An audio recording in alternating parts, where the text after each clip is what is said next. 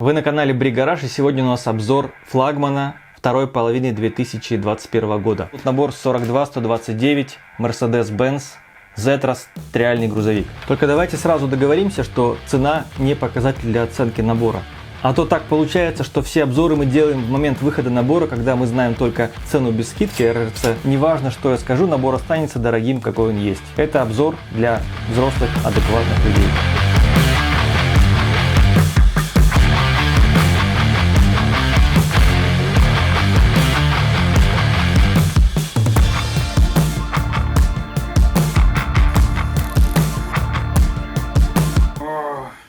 Опять этот Лего фанбой. Сейчас мы ему влепим дизлайк. 100 пудов продажный. Сам видел, как деньги передавали.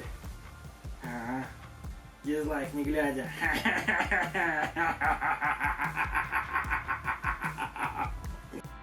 Привет! Кажется, Лего наконец-то сделали нормальный триальный автомобиль. Автор модели – бывший фанат Лего Милан Рейндал. Вы уже неоднократно слышали его, он выпустил уже за последние годы много топовых наборов в составе компании Lego. И насколько я помню, в бытность афолом, то есть фанатом, он тоже собирал какие-то триальные машины и участвовал в чемпионатах, соревнованиях своей страны. По первым утечкам мы ждали трехосный грузовик с белой кабиной. Он, по-моему, даже был короче по колесной базе. И самое главное, там была другая кабина в части только передней решетки.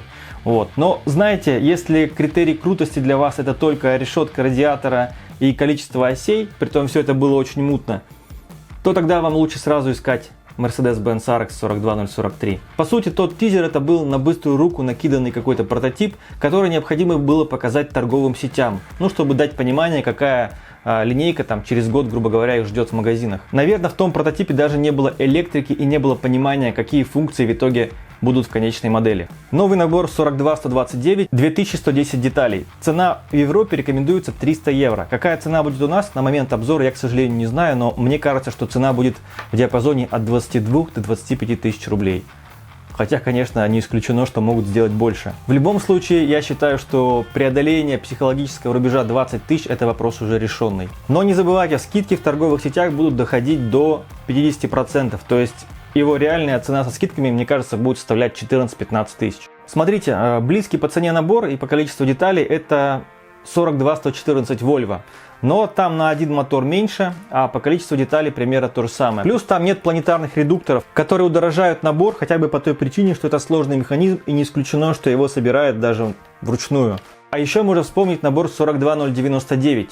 Это тот самый внедорожник, который из коробки был очень быстрым, но непроходимым. Но, как вы помните, все менялось очень легко, просто заменой шестеренок в комплекте. Так вот, там деталей было в 2 раза меньше, чем здесь, и также на один мотор меньше, но и его цена составляет тоже не в 2 раза меньше, как многие ожидают. То есть судить нужно не по голому количеству деталей, а также по количеству электрики.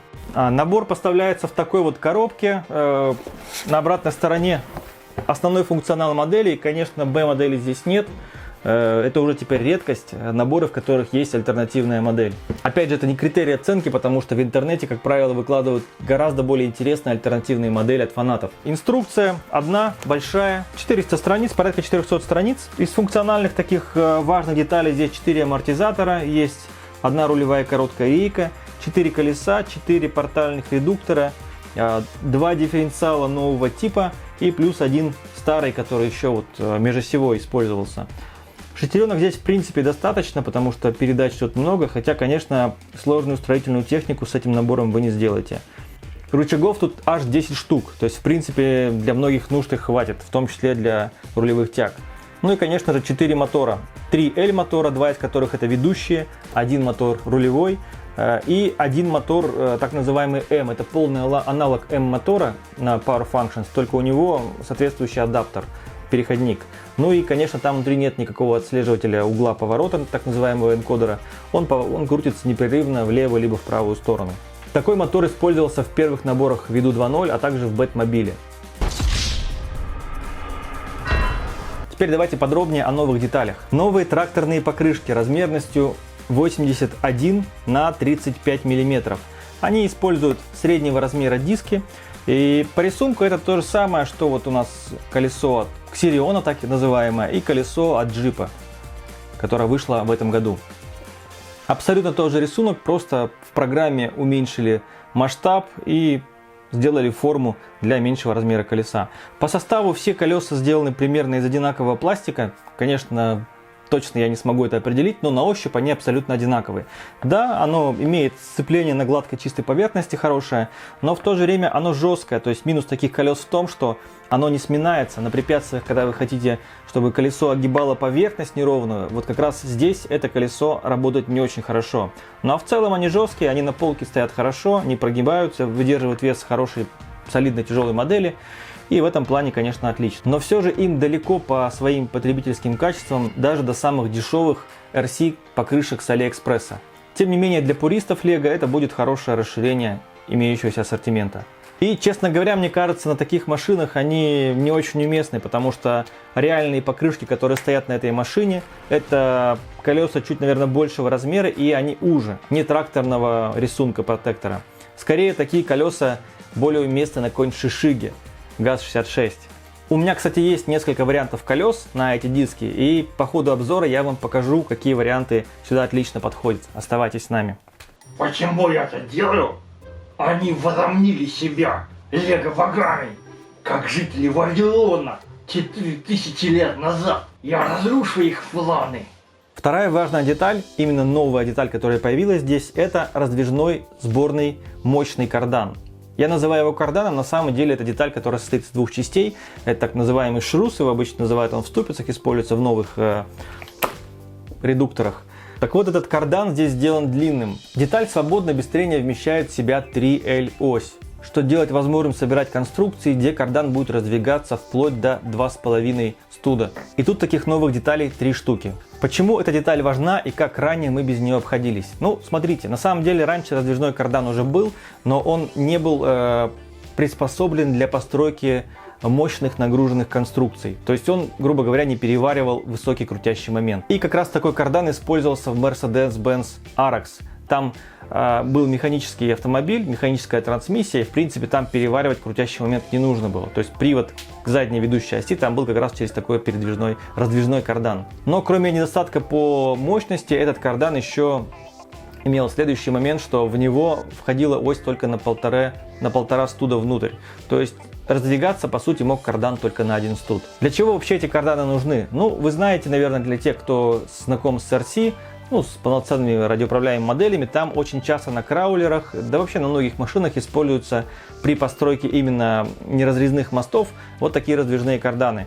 И вроде бы как бы без них можно тоже обходиться. Например, на своей Toyota я рассчитывал ход моста так, чтобы у меня кардан был по длине такой же, как рычаги, и чтобы они ходили параллельно.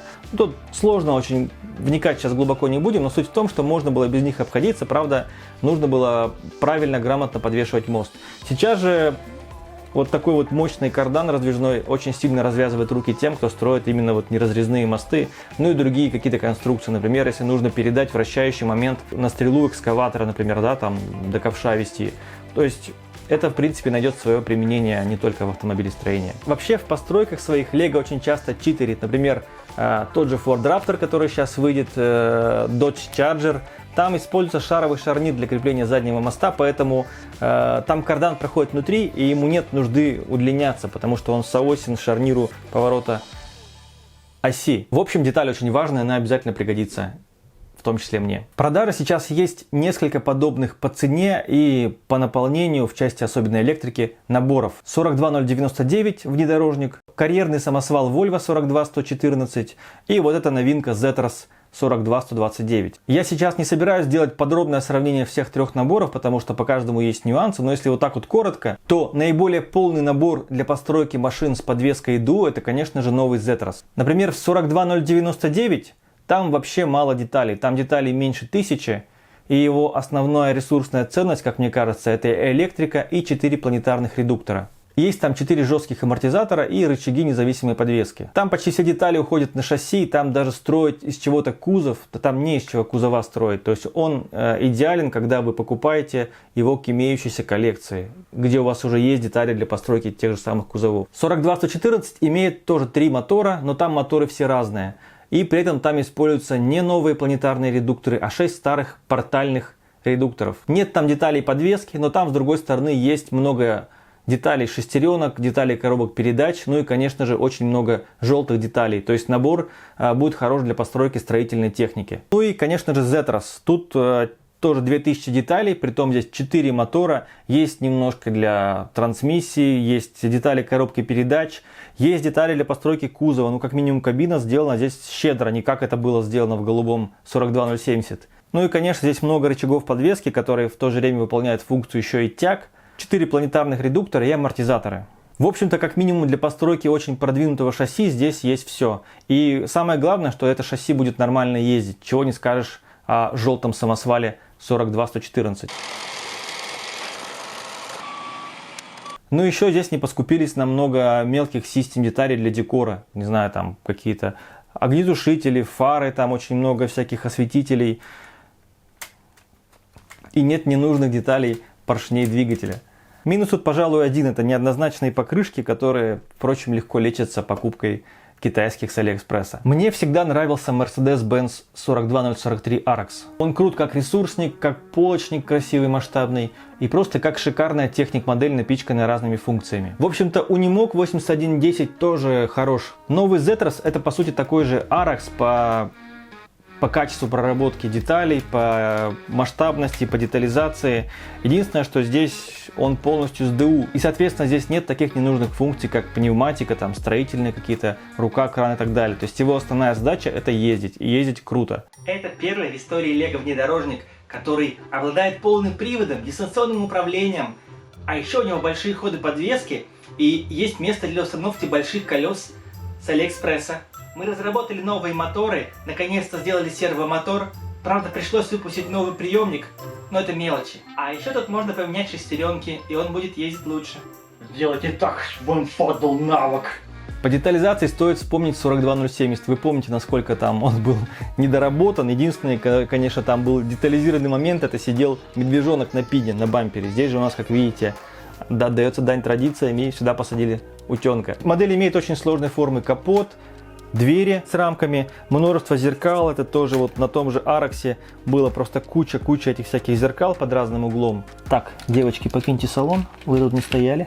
Очень много светотехники, фары всякие, фонари, шноркель. Целых 3 стеклоочистителя, которые, кстати, очень хрупкие. Есть салон с приборной панелью и 3 креслами для пассажиров и водителя. Ручки дверей, подножки, вот какие-то вот детализация нижней части. Это вот, видимо, пневмобаллон и компрессор.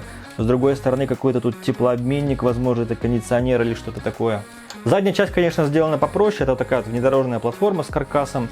И, конечно же, все это дело вот венчают фары, то ли от 8 и 9, то ли от какой-то классики. Все это красиво смотрится на коробке, на полке, но вся эта красота при езде по препятствиям имеет обратную сторону. Вот этот вот капот, он постоянно открывается, стоит нам немножко наклонить машину, мы видим, что он очень легко открывается, люфтит. То же самое касается дверей, они тоже на препятствиях постоянно открываются. Я даже однажды, когда сдавал назад, я просто вот выломал с корнем эту дверь. Также легко отваливаются вот эти зеркала, стоит машине лечь на бок, как они разбираются. Шноркель тоже вы можете потерять где-то на препятствиях, он тоже достаточно хрупкий. Каркас вот этот вот, за него вообще хватать нельзя, потому что он тоже очень хлипкий. Вот эти самые огнетушители, их носики, вот эти вот распрыскиватели, они тоже постоянно отваливаются. Ну, есть такое, никуда от этого не деться. Каркас в нижней части машины тоже он периодически цепляет, и самая хрупкая часть как раз вот этот вот теплообменник, радиатор. Но, конечно же, все это будет несправедливо отнести к недостаткам, потому что модель сделана такой красивой и без вот этих вот хрупких, тонких элементов, которые приносят этот вот окончательный внешний вид, привносят детализацию. Без них, конечно, модель не выглядела бы так круто. Но вот вспомните 9398, 42070, там все было сделано так минималистично, чтобы не ломалось. Там даже было очень много поперечных стяжек кузова. Здесь, кстати, этих поперечных стяжек не хватает, потому что в любом месте вы можете что-то вот так вот легко вот снять. Это дань вот такой вот копийности, масштабности, которая здесь доведена до совершенства. Это правда Лего? Не верю, что это со мной все происходит. Здрасте. Разве это уже не выпускали? Вообще-то я его улучшил, добавил лебедки, фару. Это эксклюзивный цвет, который больше никогда в технике не будет повторяться. А еще здесь есть моя именная наклейка, серебристые патрубки, лебедка, фары, серебристые детали, которые никогда больше не повторятся. А еще здесь есть вручную окрашенные диски. Это эксклюзив, такой будет только у вас и еще у 19 999 человек. Тогда обзвоните перекупщиков до старта продаж. Вы знаете, что делать. Возьмите мое резюме. Шасси представляет собой длинную раму и два неразрезных моста. Мосты подвешены на амортизаторах. На оригинальной модели, конечно, используют рессоры, но, как мы знаем, в Lego рессоры пока еще не научились делать. Необычно подвешен передний мост, он подвешен не к центральной части рамы, а подвешен вот к передней части рамы. Плюс для переднего моста еще дополнительно используется тяга Panara. Для чего она здесь нужна? Ну, хотя бы для того, что передний мост он более массивный, чем задний, потому что здесь стоит еще и рулевая система и, соответственно, рулевой мотор. И поэтому, чтобы эта тяжелую конструкцию как-то дополнительно поперечно стабилизировать, поставили тягу Panara. Но это на самом деле классно. Насколько реалистично, не знаю, но скорее всего тяги Panara есть и на оригинальной модели. Сами мосты подвешены двумя рычагами снизу, и один рычаг там где-то еще сверху есть. Этим самым машина похожа на Arax. У него точно так же были подвешены передние мосты. Так как это многорычажка, то мосты двигаются параллельно раме. То есть он двигается вот так вот вверх-вниз, а не вот так вот, как качель, как это сделано, например, с шарнирами на Унимоге или там Чарджере или Рапторе. Задний мост не назовешь компактным, он очень громоздкий, но причина для этого есть. Здесь выстроена система с дифференциалом и с блокировкой от мотора, который расположен у нас в центральной части. Значит, спереди открытый дифференциал, сзади открытый с возможностью блокировки, и в центре у нас есть еще центральный дифференциал, собственно говоря, к которому у нас подключены два вот этих вот ведущих мотора. L-моторы. И помимо моторов и дифференциалов в центральной части у нас еще устроен механизм блокировки дифференциалов вот этого самого заднего и центрального межосевого. Вот, для него даже есть доступ, мы можем вот так вот лючок открывать свободно, даже замочек небольшой тут есть.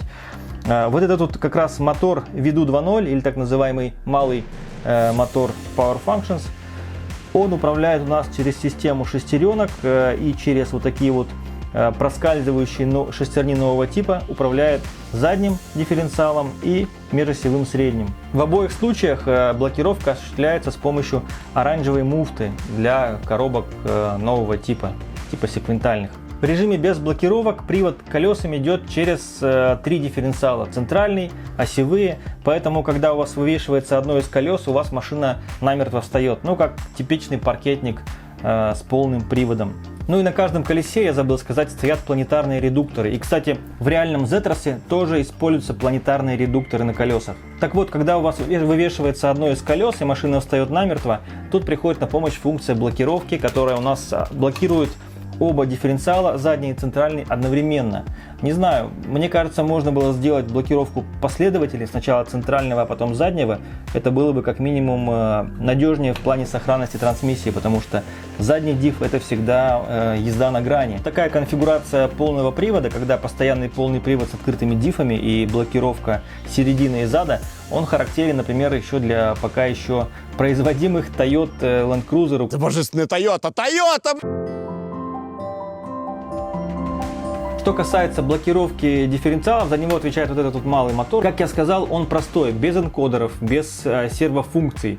И сама функция блокировки здесь сделана олдскульно, по-простому. То есть у вас просто мотор вращается до упора, когда муфта защелкивается и блокируется, у вас просто начинает работать проскальзывающая шестерня. Ну, то есть, по сути, это как рулевая система в том же 42070.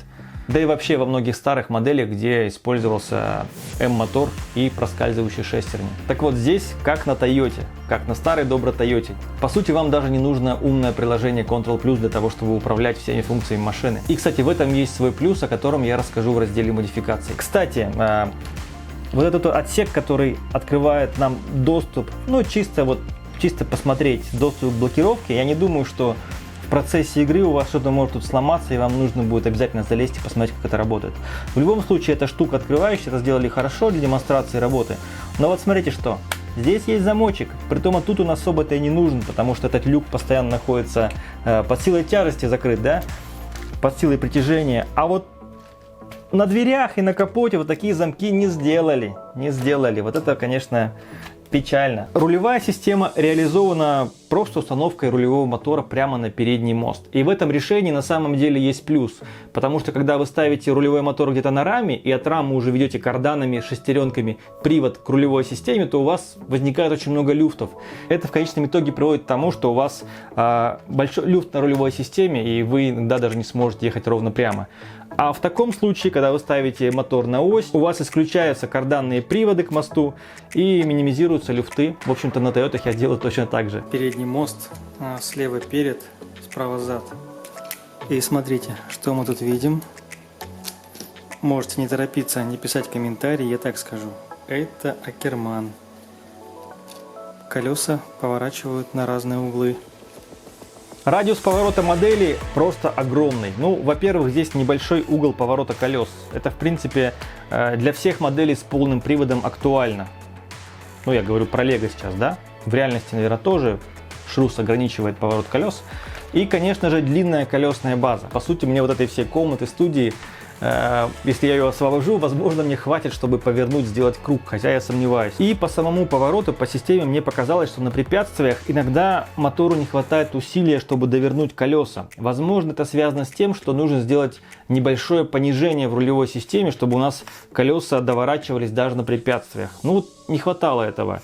Если вспомнить ту же Servo Power Functions, то мне кажется, что она работала настолько мощно, что готова была вырвать с корнем тяги или рулевую рейку, оттуда выплюнуть, лишь бы повернуть колеса, когда от нее это требуется. Вот с L-мотором Control Plus такого нет, как будто бы он немножко деликатнее работать стал. Подвеска машины, несмотря на то, что она тут сделана все прочно, зафиксировано, мосты хорошо крепятся, подвеска работает жестко. Спереди еще ничего, потому что здесь достаточно тяжелый передок, а вот зад полегче, и в совокупности с жесткими и короткоходными амортизаторами подвеска здесь работает не очень. И если по передним нормально, вы их продавите, то вот по задней беда. Там еще сами амортизаторы, они неправильно закреплены. Как выглядит проблема с задними амортизаторами? Посмотрите. Видите, какая деформация амортизатора? Ему проще загнуться, чем сжаться. Но этот косяк мы устраним, и обязательно я покажу вам, что я сделал, чтобы улучшить работу подвески. В моем случае один задний амортизатор заламывался сильнее, чем второй. Возможно, это особенность данного конкретного экземпляра. Ну, скажем так, брак, не знаю. Отлично. Именно таким я играл в детстве. Надеюсь, вы поставили дифференциалы. Это очень крутой грузовик. Мы вдохновлялись русским Уралом, но цвет взяли наш, европейский. Мы даже пытались получить лицензию, но не нашли у русских имейл, а телефон, он еще в прошлом веке отключен за долги. И обязательно добавьте в набор мишку. Не забудьте посадить его на фин. Итак, запускаем приложение. У нас появилась вкладка Zetros. Запускаем ее. Органы управления достаточно просты. В фиолетовом указателе показывается угол поворота колес. Клаксон. Тут же рядом находится переключатель блокировки дифференциалов. Как видно на картинке, это средний и задний мост. Вот так происходит включение, выключение, включение, выключение. И, кстати, смотрите, здесь также есть углы, видимо, рекорды, которые установил, я не знаю, мой Zetros. Да, это рекорд. И есть второй вариант управления, это управление одной рукой. То есть можно одной рукой ехать, а второй рукой снимать. Собственно говоря, я так и делаю, когда играю, снимаю обзоры, потому что второго человека у меня, как правило, нет. И здесь тоже есть индикаторы угол поворота колес, наклоны по осям машины, ну, то есть крены, либо дифферент. И вот кнопочка блокировки дифференциалов, она здесь тоже присутствует. Возвращаемся обратно. И есть также вот такая вот штучка, здесь у нас, видимо, ачивки. И есть еще такая вот интересная вещь, как вы, наверное, уже видели в обзоре, я ее использовал не раз. Это дополненная реальность. Вот так вот навести на свою модель, она распознается, и я вижу здесь на столе модель виртуальную. Хотя, конечно, у меня на столе стоит реальная модель. Кстати, классная штука, она даже больше классна не для конечного потребителя, а для блогеров, которые снимают обзоры. Ладно, вернемся к движению, смотрите. Вот максимальная скорость. И интересно было, как модель ездит с открытыми дифференциалами и с закрытыми. Ну, я вам скажу, что достаточно поднять одно колесо, и машина встает. Также можно задним мостом поступить. Поднимаю одно колесо, и все. Если я сейчас заблокирую, все, модель уехала от меня. То есть единственный вариант — это только одно колесо оставить, вот переднее, тогда она встанет. Либо же, если оставить одно заднее колесо, то она все равно будет ехать. То есть с полной блокировкой середины и зада у нас машина встанет только в одном случае, когда останется на земле одно колесо. Все. Длинная база и клиренс под мостами вызывает сомнения в хорошей геометрической проходимости модели. Однако пропорции модели здесь соблюдены, и клиренс под рамой достаточный для того, чтобы преодолевать какие-то препятствия, рампы. Скорее тут маловаты колеса размером, потому что в реальной машине мне они кажутся немножко побольше. Поэтому, глядя на машину, на ее маленькие колеса, длинную базу, не ожидаешь от нее чего-то сверхъестественного. Но на практике не все так плохо. У модели гладкое днище, здесь панелями все максимально закрыто. Единственное, что на препятствиях могут цепляться вот эти вот панели бензобаков или даже вот эти вот дополнительные какие-то вещи декоративные. Скорость тут медленная, и, пожалуй, медленнее него только, наверное, Volvo со своей медленной коробкой передач и всего лишь одним приводом на мотор.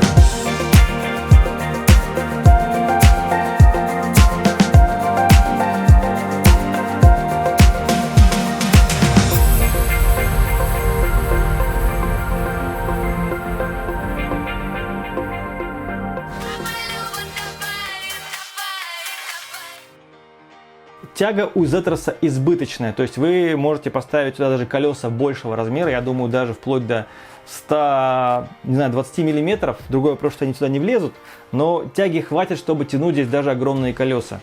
Потому что первое, 2 L-мотора, а второе — это наличие планетарных редукторов. Самое слабое звено в этой всей внедорожной конструкции — это, конечно же, получаются колеса, потому что у них недостаточно сцепления, они не мягкие, они малый размер имеют. И эти колеса, по сути, выступают защитным механизмом, они в критической ситуации будут проскальзывать, наверное, чтобы не дать сломать вам трансмиссию машины. Вот подходящие колеса диаметром 1,55 дюйма. 1,55 дюйма — это, напомню, внутренний диаметр, посадочный диаметр колес. Таких колес очень много на сайте RC4WD. Там, конечно, цены у них дорогие, комплекты выходят $60 за 4 штуки обычно. Но вот на AliExpress есть так называемые подделки или копии. Вот я купил эти колеса, по-моему, здесь диаметр, я не ошибаюсь, порядка 95, вот эти, по-моему, 90 мм, эти 95. Оба этих комплекта мне обошлись, каждый, по-моему, по 1000 рублей или что-то около того с доставкой. 1,55 дюйма, прямо заходите на AliExpress, нажимаете 1,55 RC Tire и ищите. Вот эти колеса, они сюда, на мой взгляд, идеально встают. Во-первых, они узкие, как на реальном грузовике. Во-вторых, у них рисунок такой более-менее дорожно-внедорожный, типа all-terrain. И вот смотрите, они встают и даже ничего не задевают. Вообще, по размерности здесь оптимально колеса где-то 90 мм. Можно поставить до 95, но многое зависит от того, какая ширина у этих покрышек, потому что вот эти широкие колеса, они немножко задевают вот ту же лестницу, например. Но эту лестницу можно снять, она, в принципе, здесь не важна. Также сверху они могут немножко задевать при сжатии и одновременном повороте покрышки, но опять же это не критично, ваша трансмиссия это все переварит и, скорее всего, ничего страшного не произойдет. Вот эти покрышки, они еще более массивные, мне они тоже нравятся, но это скорее какой-то экстремальный такой же реально внедорожный вариант, в отличие от этих вот all-terrain дорожных покрышек. У меня, конечно, есть еще другие колеса 1,55, но вот эти я вам показал самые доступные, дешевые, ссылки обязательно оставлю. Я думаю, что вот на них стоит обратить внимание при модификации своего Зетроса. Оба типа колес, они мягкие и очень хорошо проминаются на препятствиях. Если вот эта покрышка практически не мнется, то с этими все гораздо лучше. Но есть небольшое предостережение.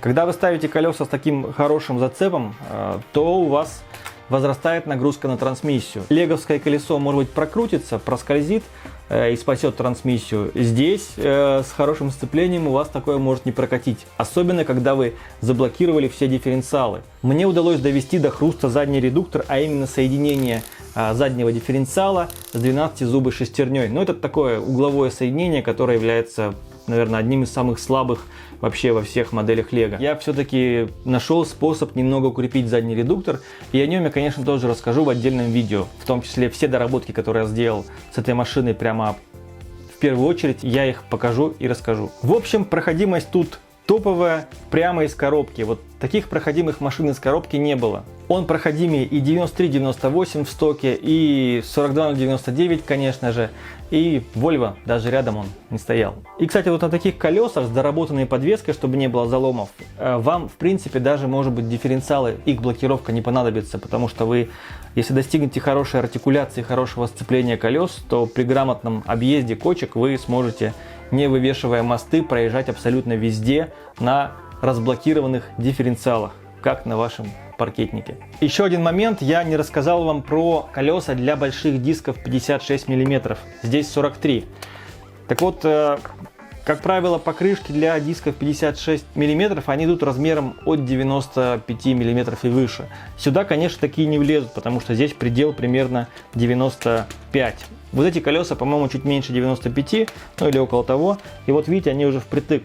Я, конечно, с этими покрышками его обязательно тоже на улице протестирую. И так как это мудслингеры от RC4WD, то есть грязевые, экстремально грязевые покрышки, то их мне придется загнать, видимо, куда-то в грязь. Какую-то грязь после дождя. Еще, конечно, есть вопрос у вас по стандартным леговским покрышкам, как они будут здесь смотреться. Я просто сейчас вам покажу видео, а вы сами для себя решите, какие сюда подходят. На мой взгляд, сюда нужно ставить только RC-шную резину.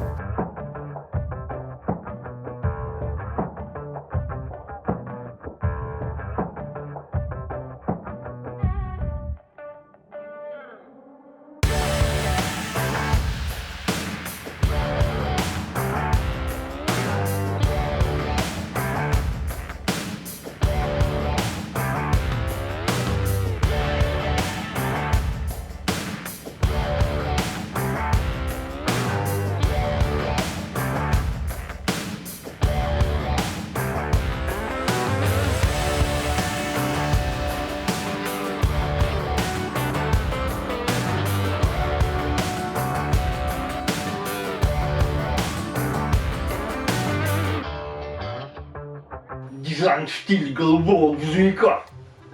Мы наконец-то внедрили новую электрику. Теперь мы сможем отслеживать передвижение наших фанатов.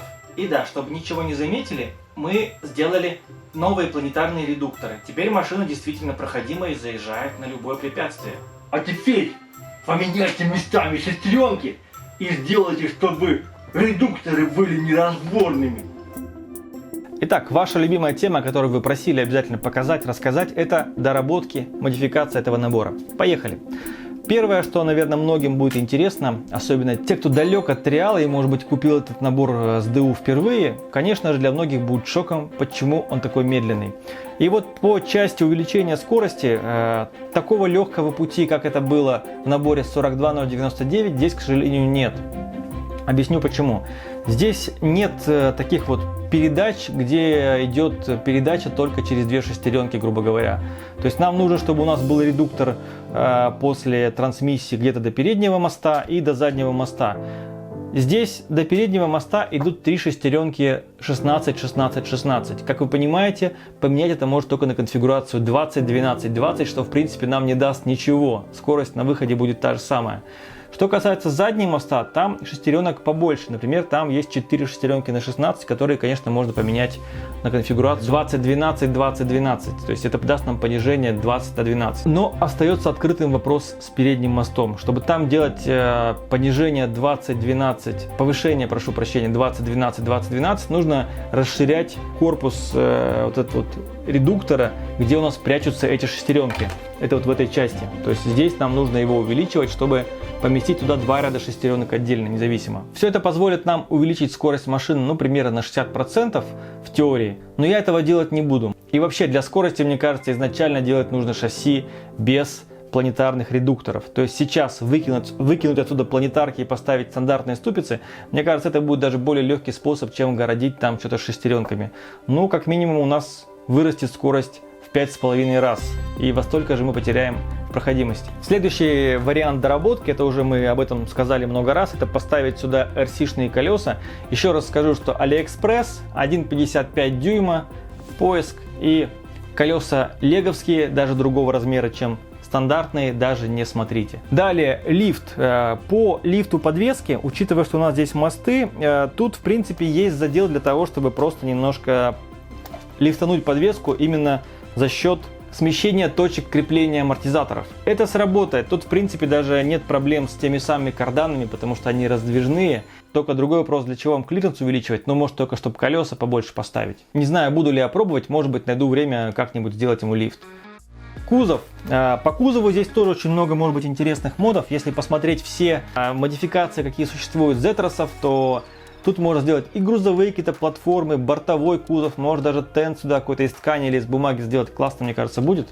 Вот. Можно вообще сделать сюда автодом. Очень часто на базу этого шасси ставят жилой модуль. Большой жилой модуль. Возможно, даже будут те, кто просто возьмут эту кабину и поставят ее на механическое шасси, ну, чтобы сделать модель для полки. Следующий мод, который можно сделать, это укоротить колесную базу. Ну, да, я соглашусь, что колесная база, она влияет на маневренность, но с другой стороны, вот эта длинная колесная база позволяет машине заезжать вот на угол 45 и больше градусов. То есть, если бы у нас не было такой колесной базы, то машина наверняка кувыркалась бы назад, как это происходит с набором 42099 и многими другими. Задел для сокращения колесной базы тут есть. В принципе, даже можно вот эти моторы, которые отвечают за блокировку дифференциалов, можно даже ими не жертвовать, потому что, смотрите, у нас от моторов до переднего моста еще много места есть. То есть мы как минимум студа на 3-4 еще можем всю эту конструкцию сдвинуть к переднему мосту и подвинуть мост также вперед. И это, кстати, первый шаг к установке третьей оси, потому что трехосная версия, она отличается не только длиной рамы и наличием дополнительной оси, она еще отличается тем, что вот расстояние между второй и первой осью там чуть меньше, чем здесь. То есть это сдвигается сюда, а дальше ставится третья ось. И, кстати говоря, если вы вспомните опять же тизер трехосной версии первой модели, там очень близко были сдвинуты вторая и третья ось к переду. Я даже думаю, что там механизмы блокировки невозможно было поместить между всеми этими осями. То есть, если вы сделаете модель трехосную и дадите машине хорошую артикуляцию подвески, вам, в принципе, даже, наверное, блокировки осей не понадобится. Единственное, вам нужно будет центральный диф заблокировать, ну, то есть удалить его вообще. Ну и последний мод, с которого, наверное, стоило начать, это устранение косяков, которые здесь допущены дизайнерами. Ну, первое, что я бы сделал, это поставил замки на капоты двери. Просто любой пин, не знаю, там, вот такой пин можно поставить сюда и просто вот защелкнуть кабину. Все, в принципе, капот уже не открывается. По дверям тут тоже можно поставить вот эти пины, которые со студом. Этой дырочкой на черном лифтарме дверь будет защелкиваться в пин при небольшом усилии. И, в принципе, все, у нас уже можно ехать на триале, никто не вывалится. Следующее, что здесь стоит устранить, я сказал вам, что задняя подвеска, она в стоке имеет деформацию амортизаторов. Когда мы сжимаем, у нас в этом месте даже видно, как выпучивается амортизатор, искривляется и достается. Я уже эту проблему здесь устранил, и я могу показать, что моя подвеска работает нормально. То есть я вот ставлю, есть небольшое качение моста. По поводу мягких амортизаторов, я их сюда ставил, пробовал одиночные мягкие амортизаторы. К сожалению, машина на них достаточно сильно приседает, и у нас снизу остается совсем немножко места для того, чтобы колеса могли сжиматься еще сильнее. Вообще, если ставить мягкие, мне кажется, нужно ставить длинные. Старые мотоциклеты, наверное, сюда не влезут, там места мало, а вот золотистые от Ducati стоит, наверное, попробовать здесь в качестве амортизаторов. Единственное, что у нас чашки крепления немножко вылезут наружу. А теперь смотрите, он вполне даже может прыгать. Прыгающий автомобиль – это показатель того, что амортизаторы легко сжимаются и также легко обратно разжимаются.